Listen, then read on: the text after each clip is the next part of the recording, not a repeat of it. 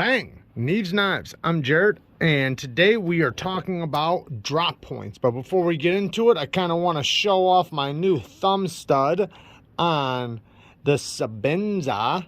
Now, I originally had the other one, and I bought a vise, and I basically, you have to push these out, and the original thumb studs are pressed in, and they are so tight.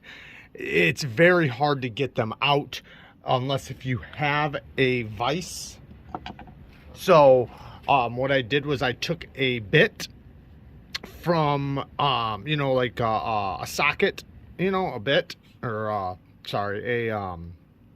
took a socket and I covered over the thumb stud, and I took a Torx bit on this side and put them in the vise together and pushed this and just pushed it out. Now the new one is a screw-on one, and it is titanium. So what I can do if I want to, I do have a gold pin for the lanyard, or a bronzed pin that's titanium, that's already bronze, that I bought. I haven't put that on yet because I haven't taken this thing apart. It's so smooth that there's no reason for me to take it apart for no reason. So when I take it apart and I clean this thing out, I will install the new pin I have. So the old pin, when you take the lanyard off, it falls off. So I do have that one too, but the new one I'm going to install once I take this apart. And then the question will be, well, do I match this up? I mean, the new thumb stud, it's a badass thumb stud. It literally changes everything about this knife. It makes the action so much better, so much more enjoyable to put your thumb directly on top. Very, very nice. But should I change it to bronze now to match what this one's supposed to have? My other hardware is not bronze. I don't know. We'll see. I probably, I don't know. We'll see what happens. And since I will have this pin here, it would make sense to turn that one gold, and I do have the electric box to do that.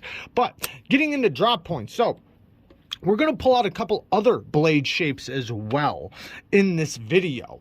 So in this video, we will pull out a bunch of drop point knives and, kind of compare, because there's a couple different styles of drop points. I think a lot of people's minds, when they think of drop point, they think of a drop point just like this. This is basically a standard style drop point blade. From the spine down to the tip, you just have a slow taper, and on the edge part, you have a flat, and then a little bit of belly up to the tip, and the drop right here matches at the tip without any extra humps.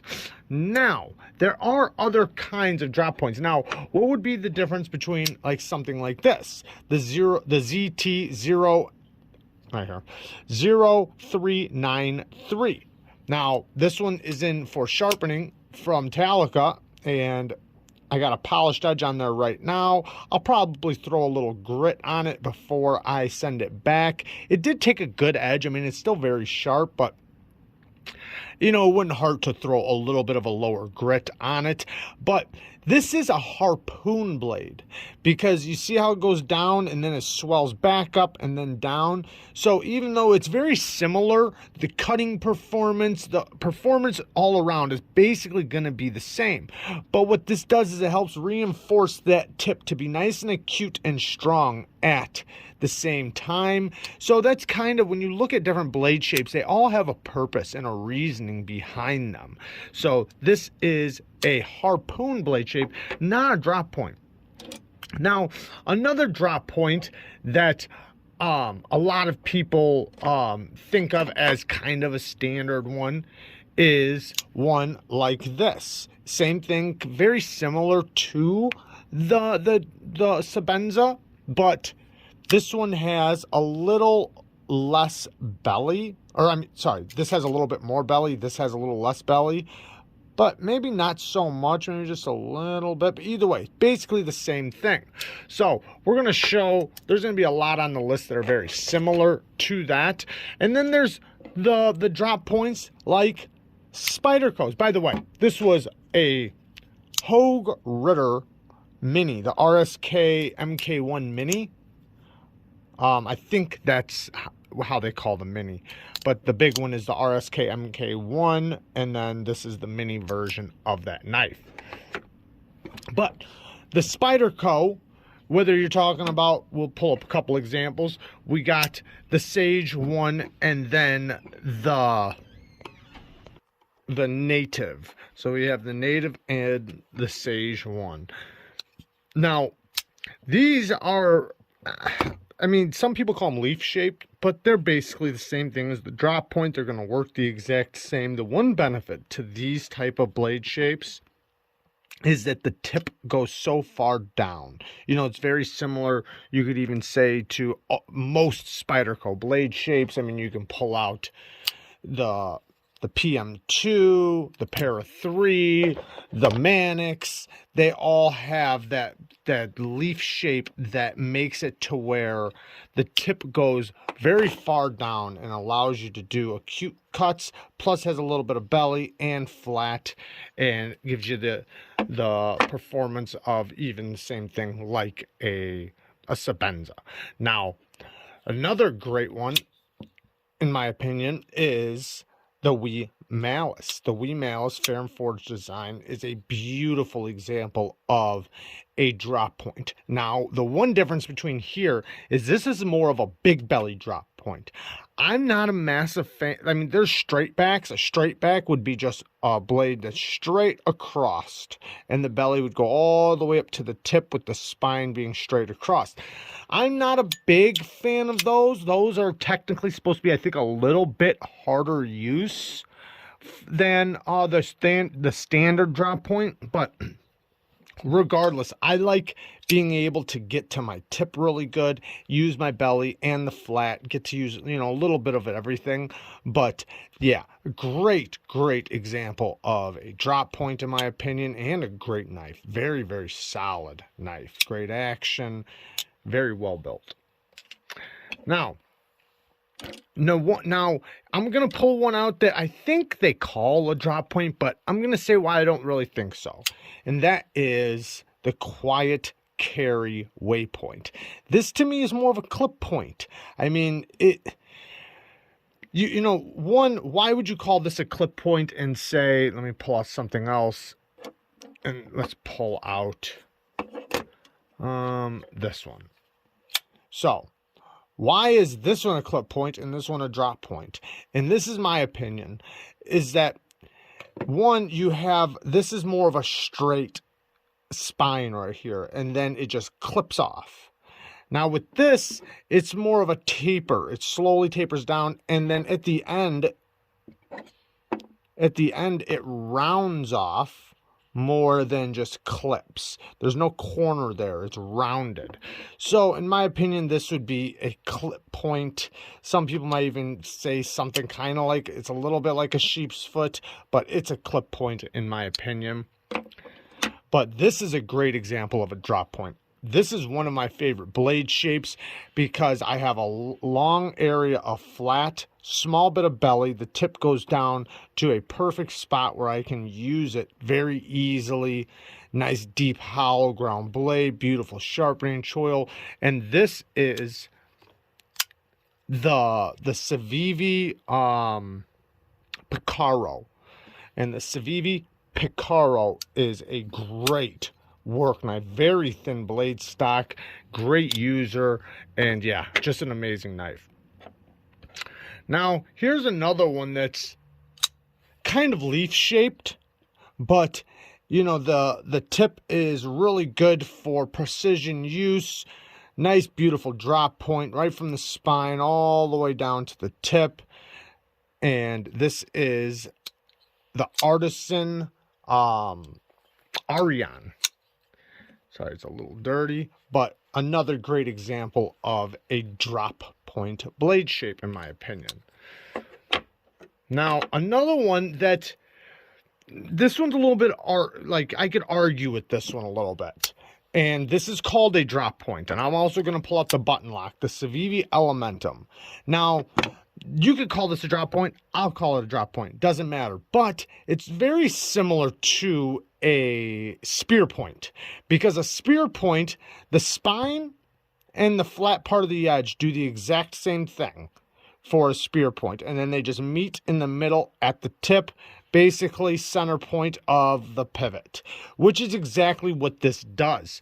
So it's kind of hard to say that this is, just a drop point. Now, it's a drop point, whatever, I don't care, but in my opinion, this is more close to a spear point.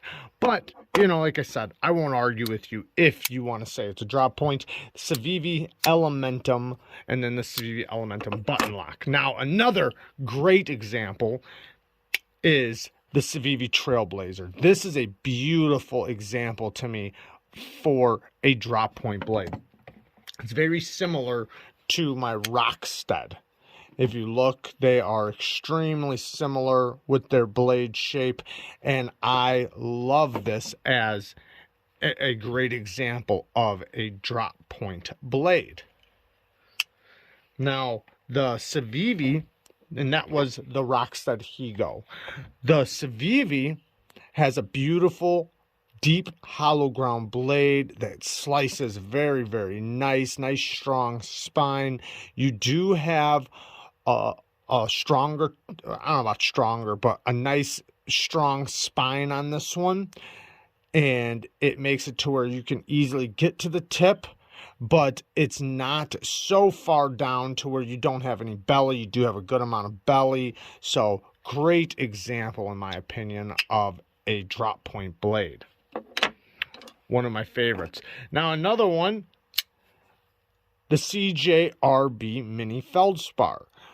It basically just slopes right down to the tip.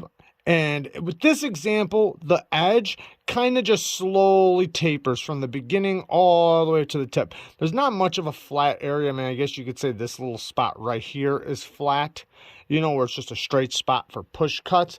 But this is more of all belly kind of, it's just a tapering belly up to the tip. The feldspar is a great little budget knife that works really well. Now, possibly one of my favorite, which I have a lot of, my favorite styles on this, in this video of drop points.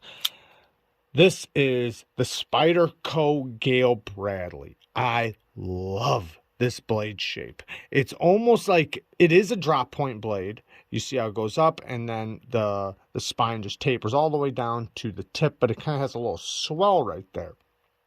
Deep hollow ground blade. You got the flat area, the small bit of belly to the tip. Great example of a drop point, but it's kind of an in between a spear point almost, with it's kind of like a drop point, spear point mixture. And I like that. I like that a lot. And it is crazy useful. Very, very useful. And this one happens to be very thin behind the edge with a strong spine. Nice acute tip while still staying nice and strong, because they bring out the flat part all the way out near the tip. Give you a little swedge right there that strengthens the tip, because it helps bring out some of the thickness with this line. That grind right there, it helps bring out some thickness down to the tip, so your tip is useful but not weak. Another one, this is the new Savivi Imperium. Great, beautiful drop point blade. Now, this one has a slow taper down to the tip, but you see how it has the swedge that reinforces that tip, so it's not too dainty, but it's thin enough for piercing and, acute work with the tip. Nice and thin. The whole blade is nice and thin, so it's going to cut very, very well. This one has the gold shred carbon fiber, which is very beautiful. Great action. And yeah, great example of a drop point blade. Now, Medford's drop point blades are, in my opinion, a great example of a hard use drop point blade, because they have a little bit more. Let me bring out this other one. This is the Medford USMC fighter folder or fighter flipper. Now, here's another one, which these two blade shapes, they're similar, but not perfectly, you know, exact, but they are similar in a lot of ways. But you have basically a slow taper down to the tip here. And then, you know, same thing, nice flat area, belly up to the tip, hollow ground blade. Now with this one, you have a little bit of a straight part right here before it ever tapers down, which in my opinion makes it just a little bit stronger. I don't know, maybe it doesn't, but it's a very strong blade shape and a very useful blade shape. And especially when you're talking about on something like the USMC fighter folder, this is a beast. Absolutely a beast. Now, I'm just going to pull out one more example. And in that example, I'm going to pull out a couple other knives. Here is the TRM Atom. Is it the Atom or the Neutron? I always mistaken the two. I think it's the Atom, but great example of a drop point blade. It's pretty much like the standard thought of a drop point blade. Now, when I bring up a clip point blade, you can see the difference there between a clip point and a drop point.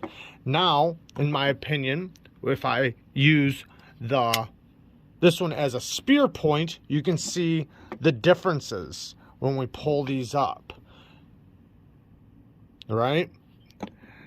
Now, when I pull up a sheep's foot, you can see the difference there.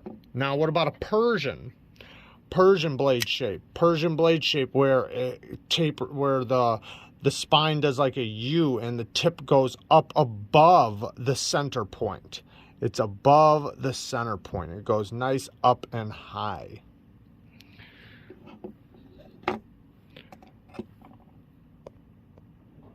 And a great example of a Wharncliffe. We have, I didn't even name all these knives, I'm sorry. Button lock, Savivi Elementum. We have the Tucson TS267. We have the Concept Mujer, the TRM, I already said that. And then this is the Kaiser Deviant by Sheepdog.